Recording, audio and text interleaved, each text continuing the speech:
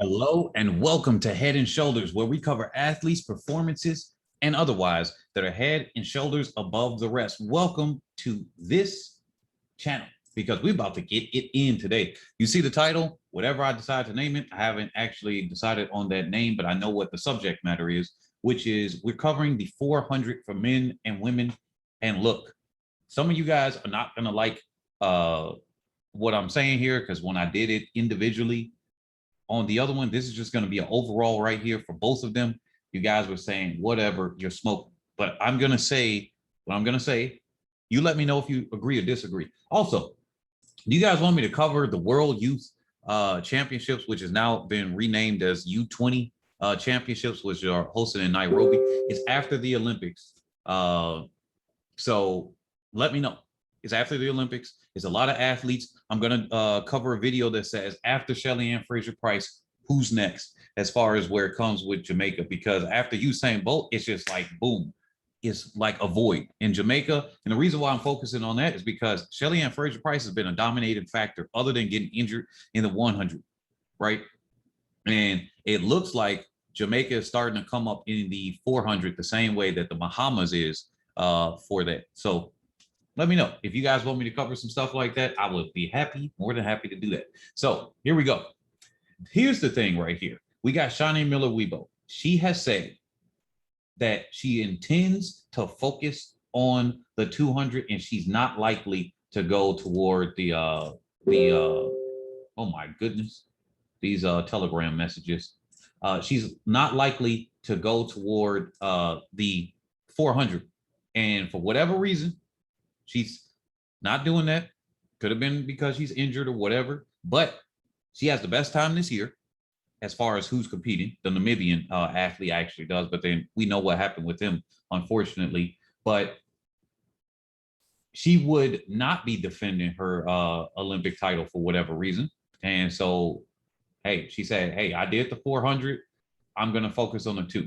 Now, she's still entered in both. That means she has the capability. If she doesn't do well in round 1 of the 200, she's probably going to just scratch. If she doesn't do well in the semifinal, hey, she still got that. I think that's a smart decision because the 400 heat 1 is actually on the day of the finals of the 200. And you know, athletes, when they don't do well in one, they usually go to the next one to try to do that, even though the schedule isn't conducive for both of them, right? To do the double, the 2 and the 4 double. But hey, we're going to see what happens because she's so much faster than the next people in the 400 that she would be, to me, an overwhelming favorite. Now, we got Stephanie-Ann McPherson from Jamaica. All right, that's the next athlete that is there. She has been improving every single race, essentially.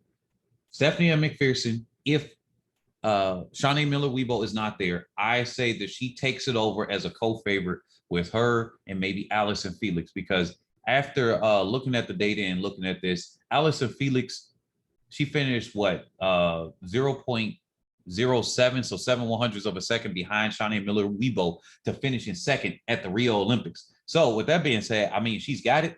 If she can come by, like I said, the stats, you guys aren't going to like it with Allyson Felix. When it comes to the Olympics, she's less likely to win a gold medal. When it comes to the world championships individually, she's more likely to win a gold medal. It is what it is. I go by the stats. That's how they are. But that's why we race, to see who's actually going to win. Now, she did finish second to Kanera Hayes, but the focus here on the Jamaican. Stephanie-Ann McPherson, here's where she is. Let's go to her personal best. That'll be easier. 49.61. I think that she has the ability to improve upon that, especially because she walked past the line. She just kind of blast 10, 12 meters or so, maybe 13. She just kind of walked and then looked at the clock, was happy that she got a PR. Obviously, she was working hard, so it wasn't like, oh, yeah, she just went easy. No, she was working hard. She was dying. And then she just was like, okay, I'm in the lead. I'm winning. And she walked. I think that she's like a 49.53, 49.54 at that time, right? Might have been even faster. Now, can she improve to a 49 low? Because I think if she can get to a 49.1, 49.2, I mean, 2.5 maybe, then she actually can take a silver if Shaunae Miller-Uibo's there, or gold. Now, the thing is, Allyson Felix, let's go to her right now. Allyson Felix has closing speed. And this is not to skip over Hayes, but she has the closing speed. She's ran that 50 point, my notes are on another screen and just went blank, 50.02. And she finished second. She was what, fifth or sixth? And she was out of it in the USA trials. And then boom, she put on that speed. She's showing us that she still got it. She's showing us that she still has a drive there. So she was prepared for the 400. She made it through. This is going to be her fifth and final Olympics that she made it through, which is great as far as she made it to 5 Olympics in the US, which is a hard sprint nation to qualify for. So there she is. I think that she's in a running. Like I said before, if Shaunae Miller-Uibo's there, I'm giving Allyson Felix the bronze. If she overperforms bronze, then she's doing better than what I would expect to her.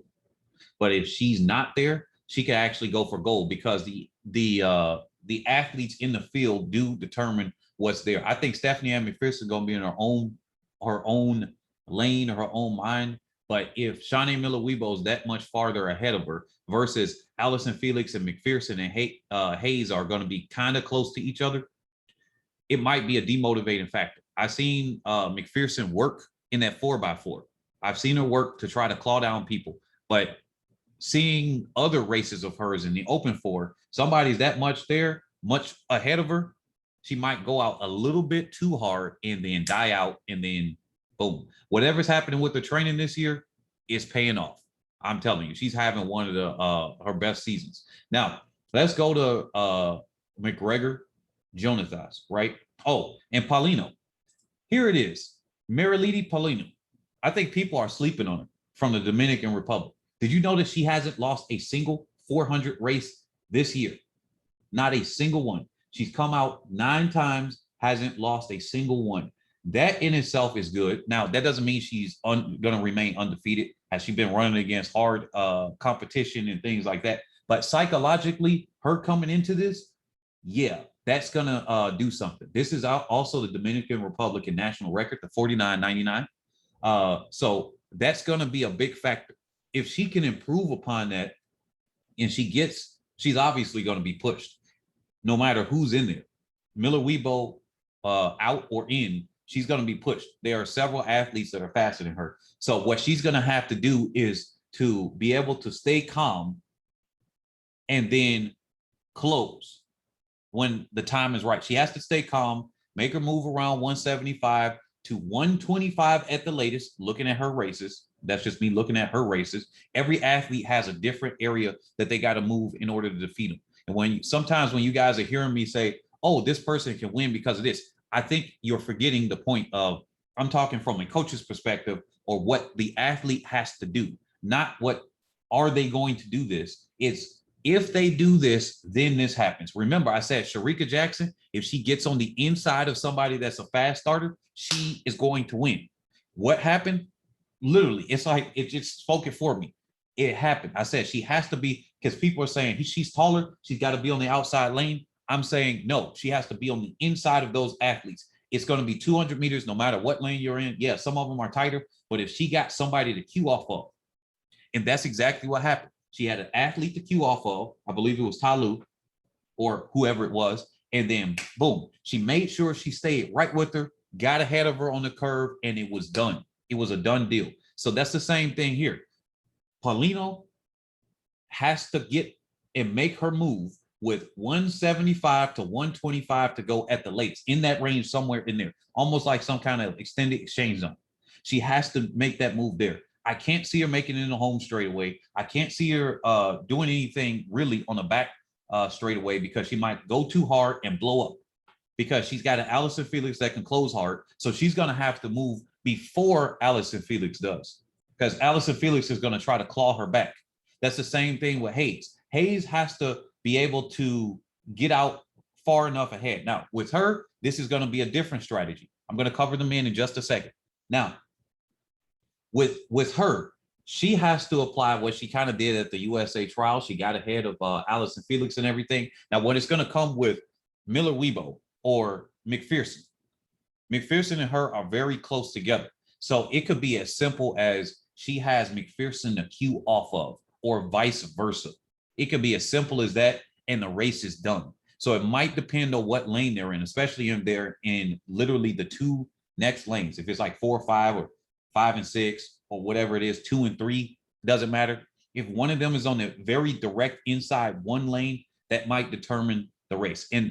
And as somebody that's running a professional races, I am sure if I'm thinking about this, the coaches that are there, they're getting paid big bucks, relatively speaking, would be thinking about this, right? So that's what's going to have to there. Now, if they are 1 lane gap, right, or 2 lane gap in between them, then that's going to be less likely. The strategy, she's going to have to be able to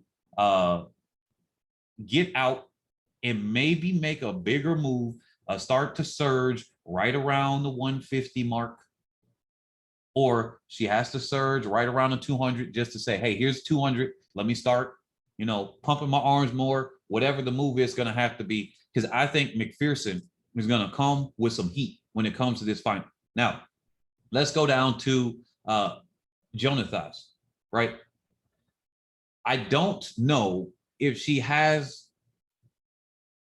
Yeah, you know what? Let's go to honors, because she has gotten a 4th at the World Championships, right, in Doha. If somebody else falls off. What the heck am I saying? I wish I had that buzzer sound effect, because I'll give myself that. If someone else falls off, she's going to be right there to scoop it up. She is the 400-meter version of the cleanup crew. She's right there. She's been improving over the last few years. She's one of the younger athletes in the field. So if they fall off, 1 or 2 of those athletes, she's got the shot right there. And I think 2 of them have to fall off, especially if Miller-Uibo's there. She might just get about 5th or 6th. That's what I'm thinking. But if the race is close enough, I know she knows how to close. That's one thing I do know. She knows how to close. It's not a consistent close watching her races, but she knows how to close. So if she gets it there, say, hey, this is the Olympics, this is this final, I want this, I really need this, she could close on it. So that's what I give with Jonathan's. Now, with that being said, I'm shifting over to the men. But before that, once again, question: should I cover the U20 championships in Nairobi 2021?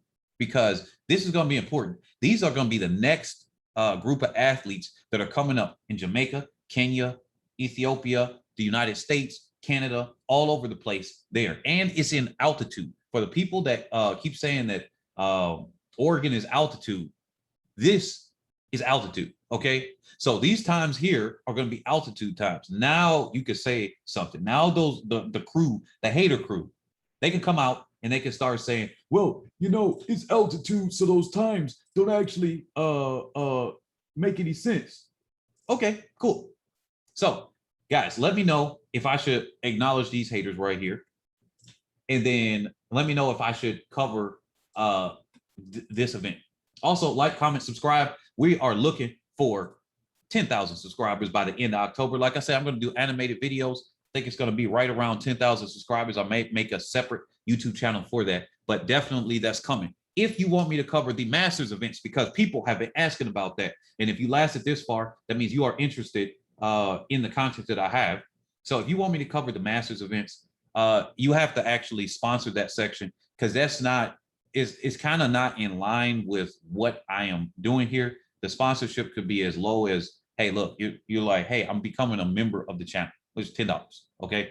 So if you want to do that, it only requires one person that wants to sponsor that part. If you want to be a sponsor there, you become a member of the channel, then I'll cover a couple of Masters things, and you get your name and everything right there too. And it's not going to be like, hey, you're kind of like sponsoring everybody else. So with that being said, here's the men's 400 right here. So 400-meter men. All right. We got Randolph Ross, Michael Norman, and Michael Cherry. Those are the 3 from the U.S. that are competing. Now, we got Makwala from Botswana. Is that a rhyme? We got Stephen Gardner, world champion, right? And I'll get to him in a second. I was going to say something. We got Anthony Jose Zambrino for Colombia. Wade Van Niekerk, Karani James. He's kind of been under the radar a little bit. And those are the ones that I want to point out. Because, I mean, yeah, the athletes from Trinidad and Tobago, I'm not sure if they're going to do anything. But actually, it's kind of looking good for their 4x4 team, if anything. So with that being said, okay, let's go down this list. Randolph Ross. Now, Ross here, let me click him. Come on, load up, load up, load up. Okay, Ross here. I think that he has a chance of possibly not medaling at all. This is an NCAA athlete. He's got the world's best time this year. And I believe he got that when he won the NCAA title. Yes, that's what he did. He won the NCAA, which is the American, for people that's not familiar with that, that is the American collegiate system, right? It was Division I, which is the top division most of the time, as far as times, consistency. You saw Nick Simmons come out of Division III and just dominate after coming out of Division III from that in the 800. So it's not always going to be Division I that is producing the top talent and everything. We get athletes from Division II and III. But with that being said, 43.85, not a slouch. But then he finished third at the USA trials. I think that he was a little bit fatigued because it was so close. Now, given a little bit more time, he might be able to do that. But something tells me that he ain't gonna medal. And that's just my take on it. That's all I'm gonna say right there. Now, when it comes to Michael Norman, people are giving him favorite, but when you look at his results, yeah, he got second and third. His most recent race was a third place finish. The guy that beat him, he was in the same race as Stephen Gardner. I believe they were in the same race. Stephen Gardner. Okay. Now, from Bahamas. Now, I think he's viewed as the favorite. There's a lot of promotion behind him because his mother's Japanese and everything, and is trying to do the Japanese and American thing and bind them together and all of that stuff. I mean, we don't mention that several athletes, now I guess it's because the championships aren't there, but we don't mention other athletes where it's like Jamaican British athlete for Dina Asher Smith because she got Jamaican parents. No, they just British athlete. So it's an American, he's an American athlete. That's all it is. To me, it's American. I don't see any other connection. I really don't see a need to like point that out, but hey, special is marketing, whatever. But something tells me he's not going to win. And the reason why for this, I don't know if he has, now he's coached by Quincy Watts, right? And Watts is one of the guys that held the mantle of, you know, getting the 400 title and everything like that. But when Michael Norman goes out to these interviews, now he might do it, maybe it's just his humble thing. But for me personally, now this is my personal thing here. I don't like when I see the athletes and they seem overly too humble. They were asking about, did he feel can he fill the shoes of the previous generation or something? He said something along the lines. Now, it's paraphrasing, so that means it's not exactly there. You go look that up, right? But he said something along the lines of, as far in terms of the pressure, he doesn't feel that he needs to do it. He wants to do it. He wants to fill their shoes. And I'm just like, look, I feel it. I need it. I'm getting it. Like, that's what I would expect from an athlete at a high level. Like, where's the ego? Like, where is the ego? Like, Donovan Brazier got an ego. When he didn't do well, he was just like, yeah, I should have performed better with what I had. Now, he had a boot on after his 800 race, but he was just like, yeah, I know I'm the best in the world. It's just like, dude, you just didn't even qualify for the Olympics at all. It's kind of like Richardson. She got an ego. Okay, cool. You know what? As athletically, that's what I want to see from top time athletes. Now, it backfires against you. You do it too long, too many years. That's why Johan Blake's ego has dropped, because he was trash talking at first, and then he just didn't produce. With Norman, it's just kind of like, okay, what, like, where's your fire? Where is the fire? I know you're working hard, but where's the fire? So maybe that's just something with me. Now, Michael Cherry, I think he might be somebody that could slip in for a medal. I like how he can finish. I don't like how his places are, right? Because right here, he finished 4th. He could slip in for a medal, but it's also looking pretty bad for him because you had Gardner in that race. You had Norman in that race.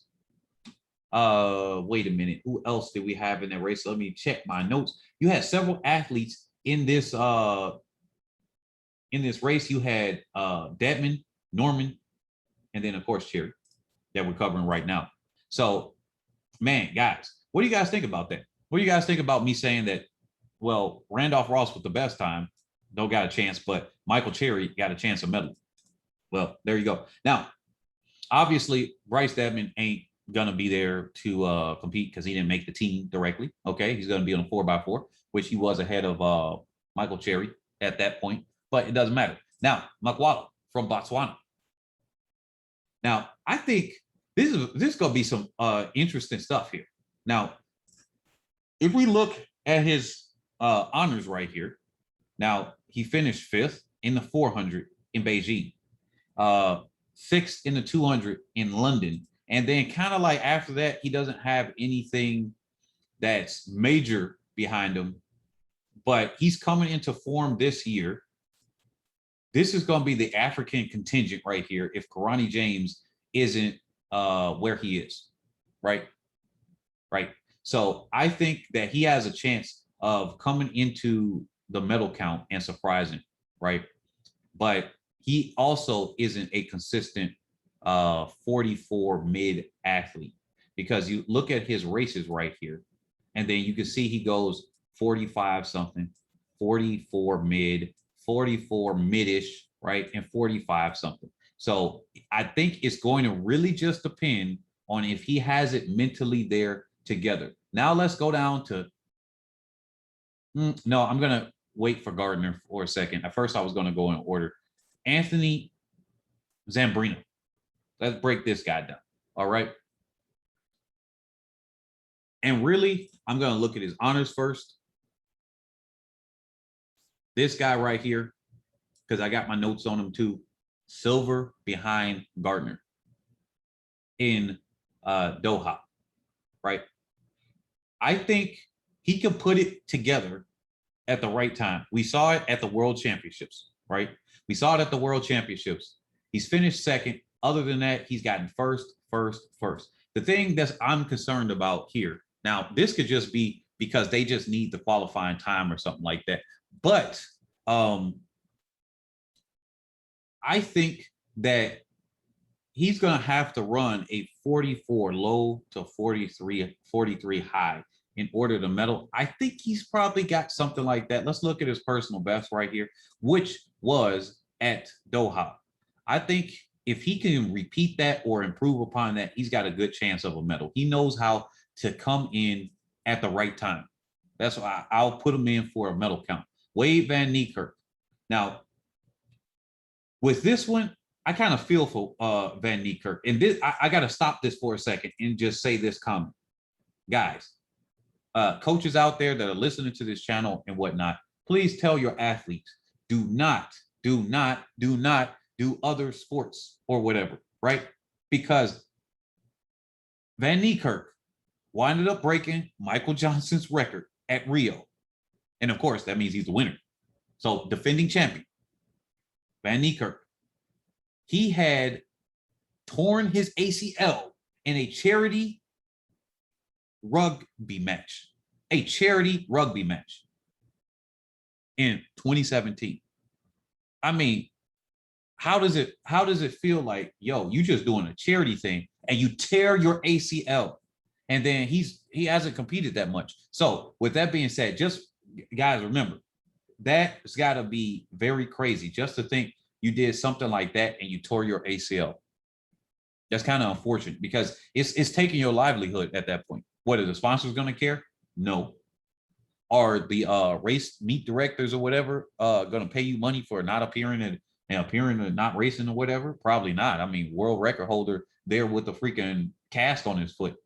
So just guys, remember that one. And that's kind of crazy about Wade Van Niekerk. And I would have liked to see him just keep improving. So with that being said, and people are saying, hey, Van Niekerk and Norman are the only ones that went what, sub 10, sub 20, and sub 44 in the 100, 200, and 400. So people are saying, hey, Norman is the next one to break the world record and probably the first athlete to go under 43 seconds. We're going to see. Time will tell. But the way I look at it, I'm like, look, dude, like, come on now. Now, Norman did not make, let me say this with as a quick thing right here with Van Niekerk, and then we're going to look at his results this year. So Norman didn't make the final. He had hamstring injuries in Doha.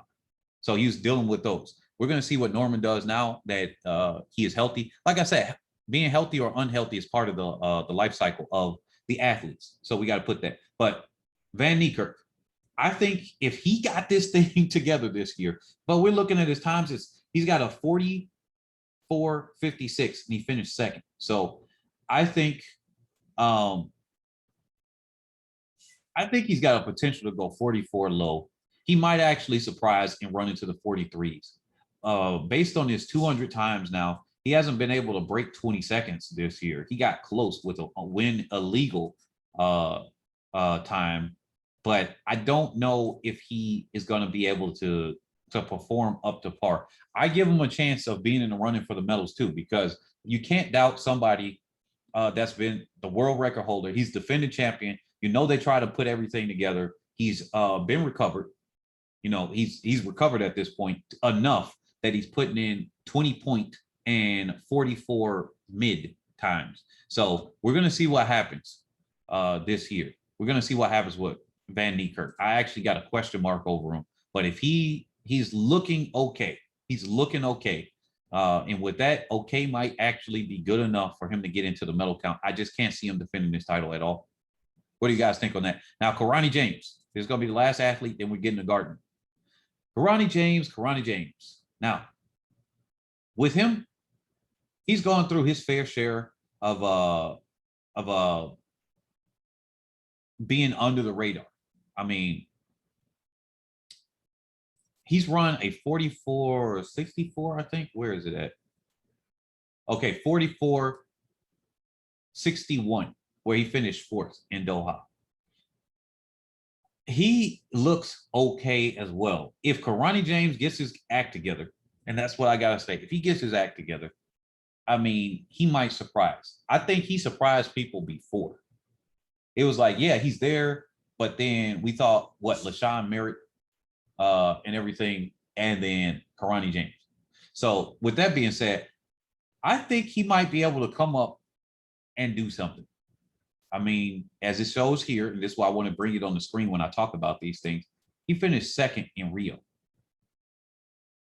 So now we got first and second. Those guys going through injury, going through their struggles from Rio to now are starting to round back into shape. I think it's going to be a new champion, but I won't count these guys out, these two guys out, Van Niekerk or James, for placing at all, or potentially winning, because once a champion can come back to be a champion again, right? And then also, I mean, he did finish fifth in Doha, so he started to come back into form a little bit more recently. But we're going to see what he does. I think he's going to make the final, and if he makes the final, has a good lane, I think he can do something. Now let's go over to Stephen Gardner. I think, to me personally, right here, based on, and it's not even I'm saying personally as in this is my personal favorite or anything, or a bias, just based on the information that I'm looking at, this man is going to win the 400. I know people are saying Michael Norman. I know the media is behind him. I know all of those things. I know that that Gardner doesn't have the accolades as far as, oh yeah, he's broken this, broken that, just like Michael Norman and Van Niekerk or whatever. But guess what? This guy knows how to win. Let's go to his honors real quick. He finished first. So he finished second first. He finished second in London 2017. He improved upon that, broke 44, ran a 43.48 quick Right. He's quick in Doha. So he's got the speed. Oh, yes, he's got the speed. And looking at him this year, he ain't lose not one race except for the one that he fell in. Now, if he could, I'm starting to remember the jokes that people had in the comment section talking about the Bahamian athletes falling, diving, jumping, skipping, and doing other events in there. So I can remember the comment section. Y'all probably go say something here. But if this dude doesn't trip over himself, I mean, I don't know what it is with the 400 athletes from Bahamas. What are y'all doing? First, Miller-Uibo, she tripped over her leg in the final. She lost the lap that other time. Then she had tripped and dove. And then this guy this year, it was like, is this a sign? Is he about to dive at the line too? And then take the title? Is he going to take the title, man? Because this is very funny. It's kind of ironic that the Bahamian athletes, I mean, they've gone through a series of unfortunate or hilarious events. Not really hilarious when you fall, especially you get injured. And it's not cool when you're getting a bad footing. But from a they're okay standpoint now and looking at them, it's just kind of funny. So with that being said, I mean, this dude has won his races. Other than him falling and defeating himself, he's won his races. He just right now he's kind of like the untouchable guy. So with that being said, the momentum's in his favor. Yeah, he hasn't run the fastest time in the world this year. Has he actually needed to run the fastest time in the world this year? What did he do to the field right here of three of the athletes he's going to be competing against? Well, he finished first. Three of the athletes he's going to be competing against, he finished first. Yeah, sure. They're not going through rounds, but all it takes is just that last one round. Not but at all. But dang, now I'm stuck. But Gardner, I think he's got it. I peg him as the favorite. Not a co-favorite, just a favorite. I know the narrative is Michael Norman comes in with the favorite. I mean, no. I'm giving the favorite to Gardner. If he doesn't get first, in my book, it's got to be Michael Norman running one heck of a time. They both got to be going 43 low or something. At the very worst, 43 mid. But I think he's got to run 43 low. Whoever's going to beat Gardner's got to run a 43 low. And that's the way I look at it. What do you guys think? Thank you for lasting this long in the video. I make it for you guys that like to listen to that long content. I'm not one of those people that do the short content. So if that's the channel that you want, go to another YouTube channel. We will not know that you are gone, okay? Because I don't make the short content. Once again, if you guys want me to cover the U20 championships, let me know. I'm going to do the trivia, bring that back up in the next videos. So if you guys are wanting to do the trivia and get into that raffle, definitely start watching those next videos. I'm going to do it at a random time in the video, right? I'm going to do it at a random time. I think I'm going to do the next 10 videos that I'm going to do that. So with that being said, catch you all on the next one on Dragon Ball Z.